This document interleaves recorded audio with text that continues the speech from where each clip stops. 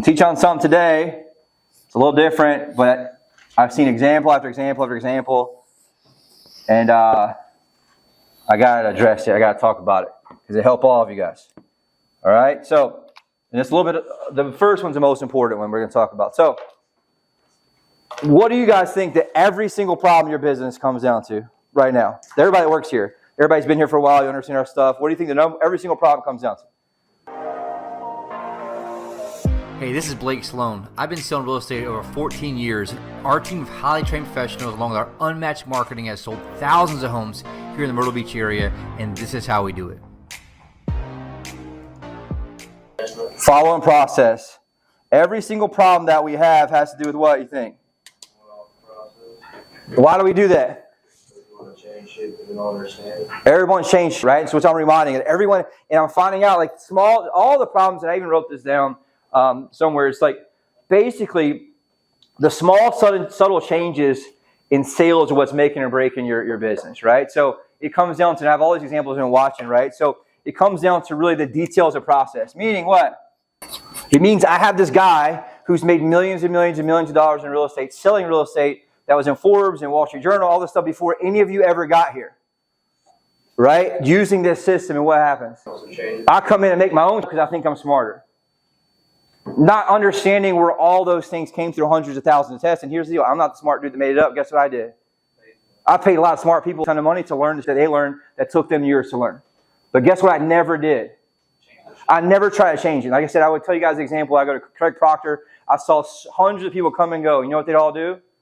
They'd all, well, that doesn't work. And they started changing it. And I just did exactly what he said to do. And guess what happened? Made millions of dollars over the years. Right? Because it works. But what problem is, everyone comes in and changes it every single way. And the problem is you don't understand the psychology behind it. Right? And so I heard it yesterday. We just miss stuff. And sometimes it's obviously unintentional. Sometimes it's intentional. What do you think the biggest one is? Calls. What? Sticking to the script. We got to make sure we're going through it. The first part is a couple examples, right? A couple things. So there's a couple things that just, instead of changing stuff, like go back and just say, okay, maybe there's a reason why, and sometimes you have to understand why. Perfect example. I was really grilling the new guy on the listing side. Hey, what's going on different, right? He said one of the things that he noticed on the listing side is that the agent wasn't going through the paperwork of the discovery at all. They were just asking the questions on their own. So, okay. So what do you guys think that means? So do I need the paper to write the questions down, to ask questions? No. What's the point of having the paper ask questions for? Show you care. So that show I care. So if I ask you questions about you selling your house and I don't write anything down, what does that show? I don't care about you, and that's why they don't connect with you as an agent, and that's why they don't want to be with you as an agent long-term or list with you. Because you don't show that you care. You're just asking questions. Part of the process of why we have the booklet with the questions is so that we ask the questions, and what do?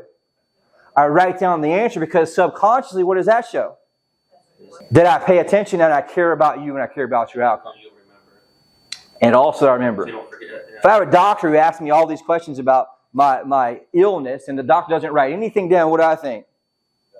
F this guy, he doesn't care about me, he's going to make it up and diagnose the wrong thing. It's how people are really wired as humans. So a lot of this, you got to understand, this is your art. You have to follow it. Right? Same thing, I was yelling about this too. I sent something last week, and I'm going to call you out on it, but like, we have the chart, and one of the things we mentioned we wasn't doing, he said it wasn't going through the box in the chart. Each chart, right? So why do we have the chart? Do I need to have the visual of the chart to explain the chart for me?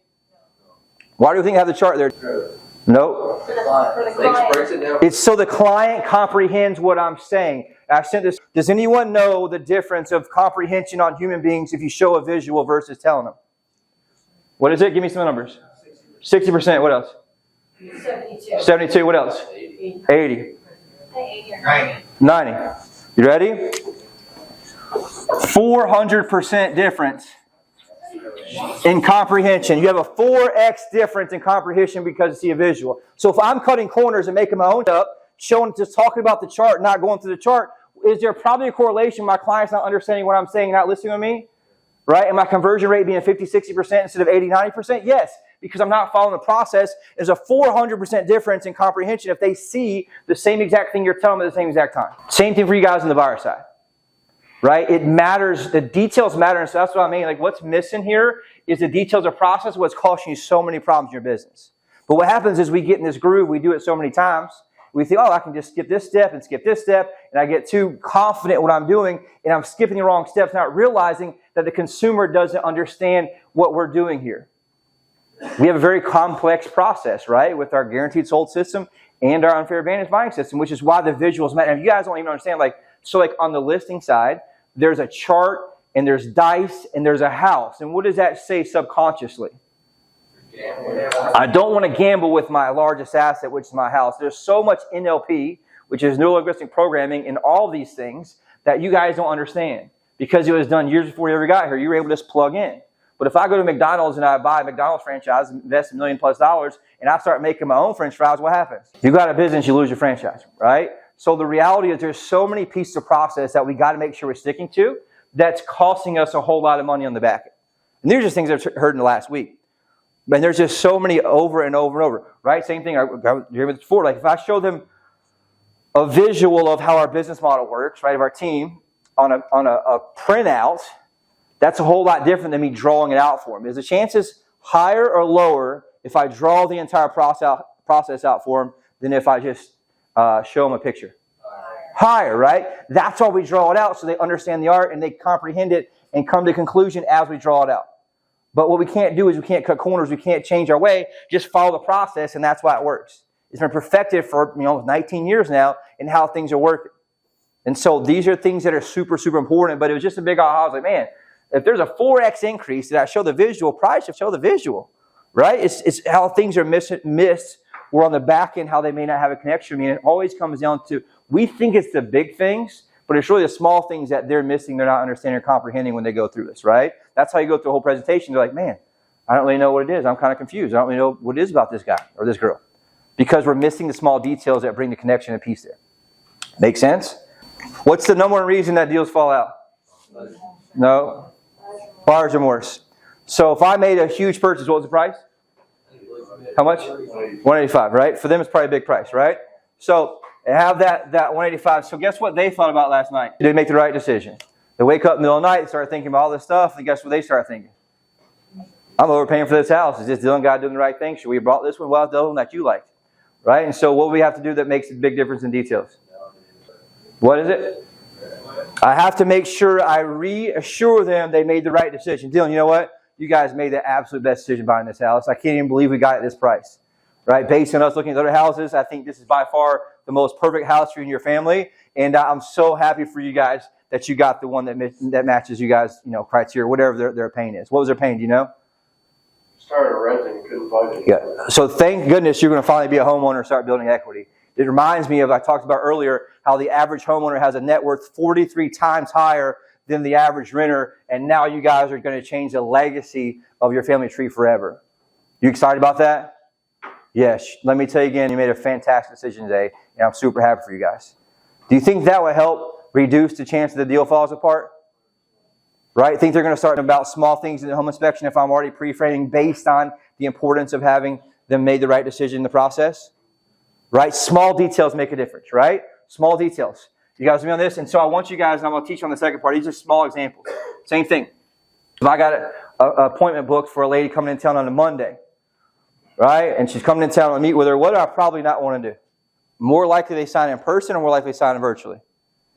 In person, right? So if I have the ability to get in person, I want to get in person, right? But I'm not going to rush to them ahead of time. If they're coming in town Monday, I'm going to send them some properties, a list of properties, right? I'm not going to send them up fully, but that way because they want to have something they're going to look at when they get here. But I don't want to jump ahead of time and try to hop on a virtual to try to speed the process up if I know they're coming in town the first of the week. Now, if they can't come for a month, or 3 weeks, I'll hop on the virtual. Does that make sense? But it's just one of those things. Like if they're within a couple days, what do we teach here? Meet in person so I can sign them, right? It's the same thing. If it's like I have a local who I can meet on Monday, I'm going to meet them in person on Monday because I'm going to have a higher likelihood of signing them in person. It's just how psychology of sales works. You guys with me on this? But it's just small things overall. The biggest one I run into is just when you go back, if we pull 10 calls that call in, how many do you think are on the script? 25%. I say 2. 2 out of 10, right? Which is crazy because everyone knows the script, and so that's the key part here I want to get to, is like I need you guys to do this part and be aware of it. Obviously, my goal here is to bring awareness to it. I need you to ask yourself why. Like, why do I not stick to the thing that I know works and is proven to work? So my doctor tells me, hey, look, you're going to take these things right here and these prescriptions, and this is going to help, rid you of this disease. Why do I not take that medicine and I go take something else? I got off Amazon. Right? It's one of those things that it's important for us to, number one, be aware. Number two is like, all right, what's going on with it? And the second part of that same question is, what's the story that you're telling yourself to justify it? If I know, and you guys answered the question initially, I didn't, and multiple ones of you guys answered that question, is that the number one problem you have is getting off process.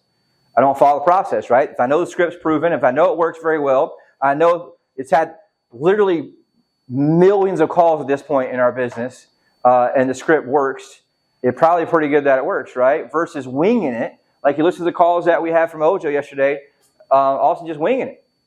And guess how the call sounded? Terrible. So, and he ranked himself 2 out of 10 when he sent back. So if I know that's the case, why would I do that? And he said, well, maybe I should pull over and be more prepared. You don't got to be prepared to use the script. You guys know the script, right? It's just a matter of what? Making a decision to stick to it. And we all know what to do. We just don't stick to it because we think we're smarter than we are. Right? I don't try to outsmart what my coaches tell me to do. I just do what they say I do. And it worked out for me so far. Right? Now, there's certain times I get to the high level and I can test something else. Yeah, but that means I'm at a super high level. I can test things, have the ability to do so. Right? What you got? Can I ask a quick question on that? Because I definitely went off script this morning a little bit. And so when I was at True Reading, they told, we had a script too, but they said if the customer says something to you, like, don't ignore what they're saying and keep doing your script, because then it sounds like you're not listening. So, like, how do you recommend, like, when somebody says something like, oh, that's cool, man, yeah, I'm going on vacation, like, I felt like that warranted me saying, oh, cool, where are you from? That you're on vacation. And that, obviously pulled me off script into a different direction. And I eventually pulled it back, onto the line. But yeah, I would say that go back to the straight line, right, with Jordan Belfort. I prefer to answer the question and then go back to the script. Right. Because you can only get so many. So, like, perfect example of psychology of yours, and this is why you don't do that. So I found through hundreds of thousands of calls, I can get about 3 questions out to somebody before they get pissed. So if I waste one of my questions and ask them where you're from, I'll only have 2 left. You see what I'm saying? So, like, if they say I'm on vacation, oh man, that's awesome, and whatever it is, and I can ask that question later on. So if I go through the script and all of a sudden he or she is being, a jerk, then guess what I'll do? I'll use that question to bring rapport. Does that make sense? Oh, by the way, I know you're on vacation. Or if they tell me no, like, I'm not interested. Okay, great, no problem. Hey, where are you guys on vacation from? And it gives me a second to go back and do what? To go back and regroup and ask a question. Does that make sense? Like, I've heard Dylan, and Dylan, this helps me help you because obviously I can just hear stuff, right? You get a few objections, and you're like, all right, no, thanks, have a great day. And I'm always thinking, well, what question could you have asked them to keep them on the phone to help go back to the next one? Right? I'm not interested. If you're getting not interested on the offer, there's something missing there. You got to figure out what it is, right? And so that's a key part of what it is in that scenario, right? So if the other places are a different sales scenario, it's a little different. That could be done a little better in person, maybe, right? If I'm building rapport in the discovery. But if I'm on the telephone, I get about 3 or 4 questions max before they turn on me. And they think, what do you want? What are you getting, right? So that's why I want to make sure my 3 questions are super important. Look and make a move, right? You have an agent helping the time is right. Those are the key most important ones, right? And kind of, hey, and have, this free service, I guess, and you want to offer that, make the offer. Because a lot of you guys are asking filler questions, and it's taking up your opportunity. So by the time that you do ask the real questions, they're not really receptive to it. Does that make sense? Yeah. So that's the key part. This is why it's important to ask, right? What story I'm telling myself? Okay, well, if that's the case, does that bring me the right outcome? Or I could just stick to the script. Because if that really worked, I probably would have built in the script, ask them where they're from. Right? You know what I'm saying? Like, it's just one of those things that, but you don't know that because you haven't, made as many calls as I have or we have or the system has over the years, right? Now, are there small things that as somebody gets super, super advanced, they could, yeah, but the psychology is all the same. I can be really good with my questions, but I only get 3 or 4. Does that make sense? And what the questions, so like you guys don't really understand either. The reason the questions are asked the way they are, if they say yes to the first 3 questions, guess what? They can't say no to the 4th one. Does that make sense to you guys? So, like, all it does, it boxes him in as a human. Are you looking to make a move next few months? Yeah, so, if you were to make a move, when do you think that may be? By the end of August. Great. Do you have an agent helping the time is right? Yes, my cousin's in real estate. Okay, do you feel 100% obligated to use that certain agent? No. So now I have those 4 questions, right? And so if I make the offer, the only reason I ask is we have this free service, right? I make the offer. If they tell me no, what does that mean? It's something wrong with my tonality, how I'm coming across, because they already told me I'm looking to make a move. Those are your qualifying questions, which box them in. And it makes it hard psychologically for them to back out of that after they just committed those 4 questions. Does that make sense to you? And I go, well, you just told me you're looking to make a move. You don't have an agent. Obviously, you need some help. So if I can get you deals for anyone else and you beat everybody at the best deals, you wouldn't be interested in that? And then sometimes you got to sweeten the deal, which is what, I found sometimes if they said no to the offer, it's because they didn't understand the offer.